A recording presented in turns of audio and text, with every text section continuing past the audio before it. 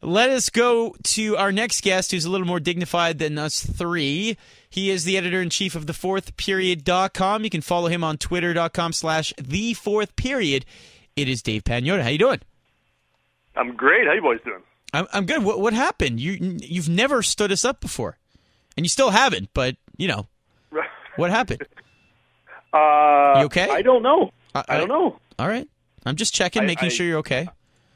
I heard the phone ring. Yeah, and then you saw it was us, and you said, "Screw it." I went.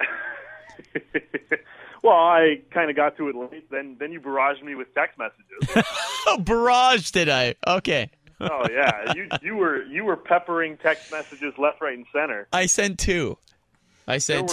You're probably tweeting with your buddies on the LA Kings roster. Good luck tonight. No, I'm just kidding. Dave's got sources and friends all over the NHL, so just making fun of him. Kings, Rangers, everybody. Yeah. Now, Dave, are you going to any of the games? I will be at all the games. Oh wow. Okay, so are you in LA right now? I am, yes. Oh, okay. Well, live from Los Angeles, it's Dave Pagnotta. That might have been where the confusion. I probably should have said that. Call the cell, but yes. We should have figured. You're a big timer that you would be in L.A. Mo mentioned it to me that where is he? Is he in L.A. with his buddy Dennis Bernstein or what? I am. I'm at Casa de Bernstein right now. Are you hanging out with Puck, the dog? Puck and Newman. Yes. Yes. The two golden retrievers they've got here. I wonder who the favorite retriever is between Dennis and his lovely wife PJ. Tough call. Can we move on? Can we move on from this, please? God, we got a Stanley Cup final. We got a guy in L.A. Oh, right. Yeah. So right away, Dave, all the concern about the amount of games played the Kings have had, 21 now, obviously. Is that a concern at all in this series, do you think?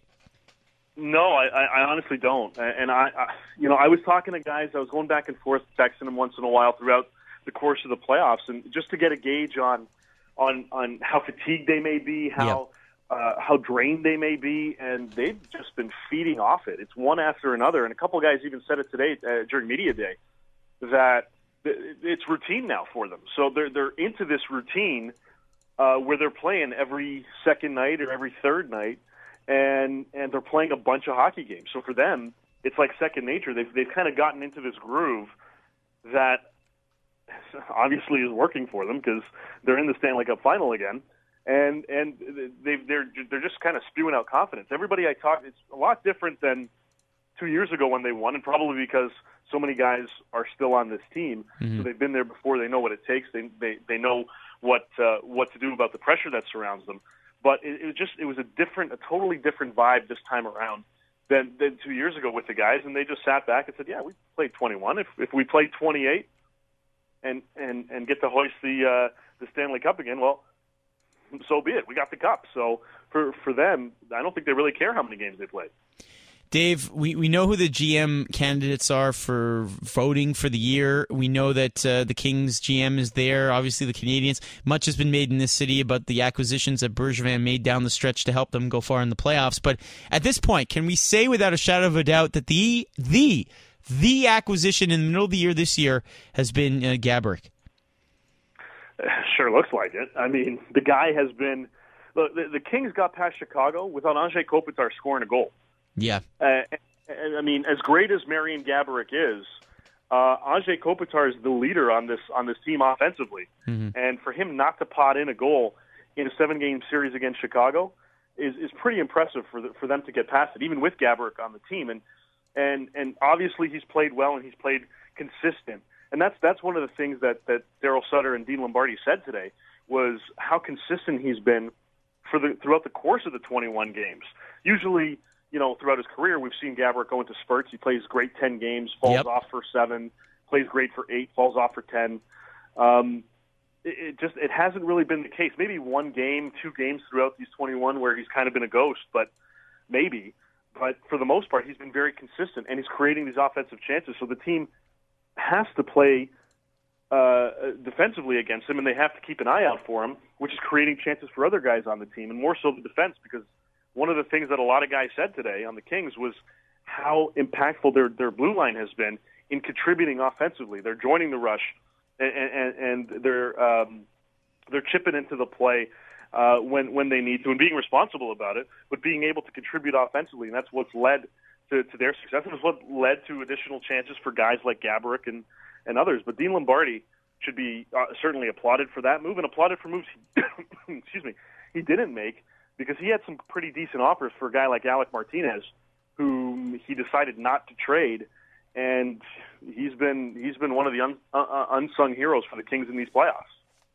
Yeah, there's no question. He's done everything he's done this year has worked out for them, especially coming off the tough playoff loss last year.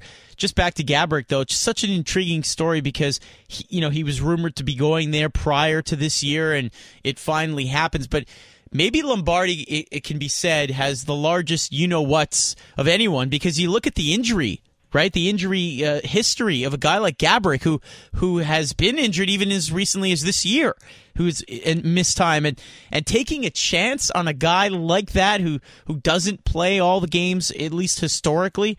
I mean, that's a hell of a risk. Absolutely, and you look at the guy. Excuse me. You look at Dean Lombardi, and you factor in what made him make the decision outside of the fact that he's getting an offensive star. Well, it's getting the right guy for the system. And there were a bunch of variables that came into play. One, Gaborik's agent's from L.A. Two, he's been in California a lot throughout the course of the off seasons, so he's very familiar with the area. There's a good chance they re-sign him, and he's UFA at the end of the season, so I still think that holds true. Even whether they win the cup or not, this is a guy that they wanted to bring in that they thought would not only have a great chance to succeed for them this year, but down the road and sign an extension and be a contributor for a few years after this season. So that also played a factor. But it also, in terms of who he brought in, was how will this guy mesh with our style of play? And if he is injury-prone, how will the current style of play potentially remedy him for getting hurt again and prevent him from getting hurt again? And the way that the Kings play, a very sound, physical, defensive style, Gaborik's not the guy that has to go into the quarters anymore. That's Dustin Brown. After Brownie got back onto that first line with Kopitar and Gaborik, it's Brown's job to get to get the puck out of the zone, to throw the body, and to create those extra chances and offensive chances for his line mates. And it's just worked out absolutely stupendously for the Kings so far, and it's going to be an absolutely huge challenge for the New York Rangers to defend against.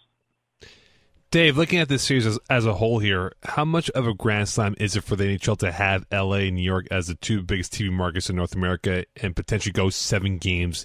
Gary Bettman could definitely walk off in the sunset with this being his culmination of how he envisioned this NHL to be when he first took over 20 years ago. Yeah, he really could. I think though, if it was Chicago, New York, rating wise, would probably be a lot bigger than LA, just because of the hockey base that's in Illinois and in that area. But in terms of Los Angeles, absolutely, because now, when LA won the Cup 2 years ago, this was when a crap load of attention started to be put on them. They were getting more and more attention as they got better. But when they won the Stanley Cup during that run, and you saw David Beckham at games and Tom Cruise and Will Ferrell and all these guys at games, it was a bit of a spectacle because they're not really at games all the time throughout the season. You get the odd celeb, or 2 or 3 that are at every game or almost every game, but it was a little bit different. And as we saw them get, they won the Cup, they competed last season, doing it again this year. For Gary Bettman, I think as great as the TV ratings are going to be, and they'll be solid again for this Cup final, I think it's more so the fact that the LA Kings are a very relevant sports organization in Southern California. And that's going to be more impactful than an astronomical television rating right now, because it solidifies hockey in this market, and obviously a huge market. But, this will go up to Anaheim. The kids in California are going to be watching this. They're going to be seeing this. They're going to want to play, hockey. They're going to want to, see Will Ferrell at games, and he's at all the games. Eric Stonestreet's at all the games. Colin Hanks, David Boreanaz. The celebrity aspect that kind of goes into it adds to the sex appeal. Yeah. That hockey is a really cool sport. Dave, do we actually have Californians playing in the NHL? A lot, or just a couple, or what? We're getting more and more. I mean, Emerson Edom is going to be a star for the Anaheim Ducks. He's a local boy. We're seeing more and more guys getting drafted from California, from just outside Los Angeles. There's a few that were just recently drafted outside of Edom. I think in the same draft as well, there were a couple other guys that were being plucked away, and we're seeing some kids that are coming up through the ranks that are from Southern California. So, the Gretzky era was huge because, obviously they needed that type of celebrity on the ice and in the sport to make everyone aware of it. But now that times have changed a little bit, we're starting to see this be more relevant. I was flipping through radio stations as I was driving to Staples today for Media Day, going from, your top 40 station to country to whatever. And I heard mention of the Kings on every single station. And I remember 2 years ago that wasn't the case. And it's a lot different than it was obviously 2 years ago. And for the NHL, this is huge because you're not only getting these young kids involved, you're engaging a broader audience in a market that's already huge. He is Dave Pagnotta. The website is thefourthperiod.com. Dave's live at all of the NHL games, so check him out as well on twitter.com/thefourthperiod for the latest there as well. Dave, thanks so much. Really appreciate it, buddy. Thanks, man. Anytime. All right. Say hi to the dogs for us.